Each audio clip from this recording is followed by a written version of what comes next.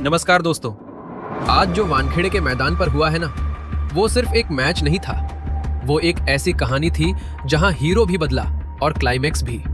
एक तरफ शतक लगा तो दूसरी तरफ उसी शतक को जीत ने दबा दिया। 195 रन बनाने के बाद भी टीम चैन से नहीं बैठ पाई, क्योंकि सामने थी ऐसी बल्लेबाजी जिसने हर गेंदबाज की प्लानिंग को चकनाचूर कर दिया। तो चलिए बिना समय गवाए जानते हैं कैसे इस हाई वोल्टेज मुकाबले में पूरा गेम पलट गया। मैदान था वानखेड़े स्टेडियम, जहां आमने सामने थी मुंबई इंडियंस और पंजाब किंग्स। टॉस जीतकर श्रेयस अय्यर ने पहले गेंदबाजी चुनी और नई गेंद थमाई अर्शदीप सिंह को। पहले ही ओवर से स्विंग देखने को मिली। रन बनाना मुश्किल था और बल्लेबाज बस सरवाइव करने की कोशिश कर रहे थे। दूसरे ओवर में मार्को यानसेन आए और यहां क्विंटन डिकॉक ने पहला अटैक किया। कवर के ऊपर से चौका, फिर स्क्वायर लेग पर एक और चौका, जिससे मुंबई को थोड़ी राहत मिली। तीसरे ओवर में अर्शदीप ने मैच पलट दिया। पहले रियान रिकल्टन बड़ा शॉट खेलने गए, लेकिन कैच आउट हो गए और अगली ही गेंद पर सूर्य कुमार यादव स्लिप में कैच दे बैठे। लगातार 2 गेंदों पर 2 विकेट और मुंबई दबाव में आ गई। चौथे ओवर में जेवियर बार्टलेट आए। यहां नमन धीर ने पुल शॉट पर चौका लगाकर थोड़ी राहत दी। 5वें ओवर में यानसेन के खिलाफ डिकॉक ने फिर चौका जड़ा, लेकिन इसी ओवर में नमन धीर का आसान कैच छूट गया, जो बाद में महंगा पड़ा। छठे ओवर में विशाख आए और नमन धीर ने गेम पलटना शुरू किया। पहले पुल पर चौका और फिर लॉन्ग ऑन के ऊपर से छक्का। दबाव गेंदबाज पर चला गया। 7वें ओवर में युजवेंद्र चहल आए, लेकिन उनका स्वागत भी छक्के से हुआ। फिर डिकॉक ने 2 चौके लगाकर ओवर में 19 रन बना दिए। 8वें और 9वें ओवर में दोनों बल्लेबाजों ने समझदारी से खेलते हुए स्ट्राइक रोटेट की और गैप्स में चौके लगाए। 10वें ओवर में डिकॉक ने छक्का लगाकर अपना अर्धशतक पूरा किया। 11वें और 12वें ओवर में रन गति और तेज हो गई। डिकॉक ने लॉन्ग ऑफ के ऊपर से छक्का लगाया। नमन धीर ने भी स्पिनर्स पर हमला जारी रखा और दोनों के बीच 100 रन की साझेदारी पूरी हुई। 13वां ओवर थोड़ा शांत रहा, लेकिन 14वें ओवर में बड़ा विकेट गिरा। नमन धीर 50 रन बनाकर कैच आउट हो गए। इसके बाद हार्दिक पांड्या क्रीज पर आए और सिंगल से शुरुआत की, जबकि डिकॉक ने पारी संभाले रखी। 15वें ओवर में अर्शदीप ने शानदार कंट्रोल दिखाया, लेकिन 16वें ओवर में डिकॉक ने 2 बड़े छक्के जड़ दिए। 17वें ओवर में चौका लगाकर डिकॉक ने अपना शतक पूरा किया और स्टेडियम तालियों से गूंज उठा। 18वें ओवर में यानसेन ने वापसी करते हुए पांड्या को कैच आउट करा दिया। 19वें ओवर में अर्शदीप ने रदरफोर्ड को यॉर्कर पर बोल्ड किया और 20वें ओवर में विशाख ने शानदार गेंदबाजी करते हुए रन आउट भी किया। इस तरह मुंबई 195/6 तक पहुंची। अब बारी थी पंजाब किंग्स की बल्लेबाजी की और यहां से मैच का असली तूफान शुरू हुआ। क्रीज पर आए प्रभसिमरन सिंह और उनके साथ प्रियांश आर्य, जबकि गेंद थमाई गई दीपक चहर को। पहला ओवर शुरू होते ही प्रभसिमरन ने इरादा साफ कर दिया।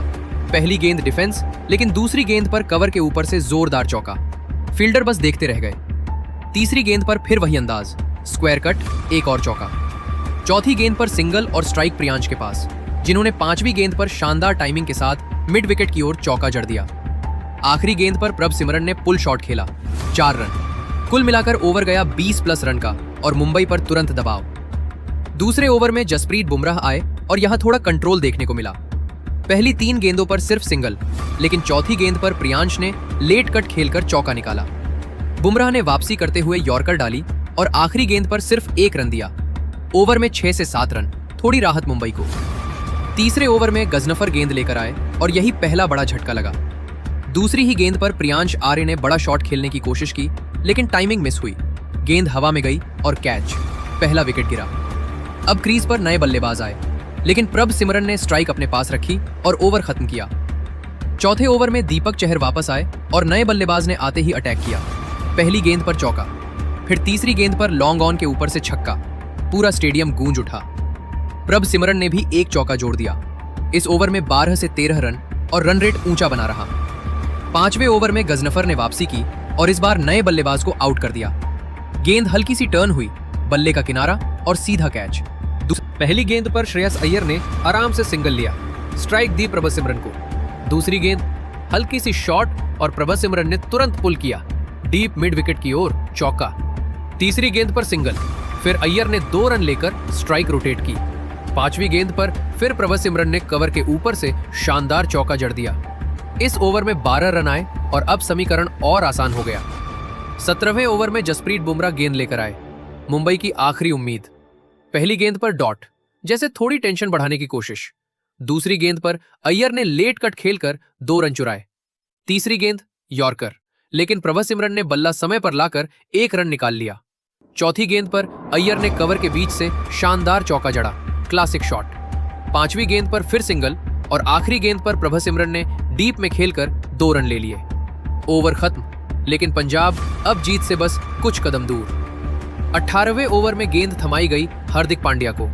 पहली गेंद पर प्रभसिमरन ने बड़ा शॉट खेलने की कोशिश की, लेकिन गेंद हवा में गई।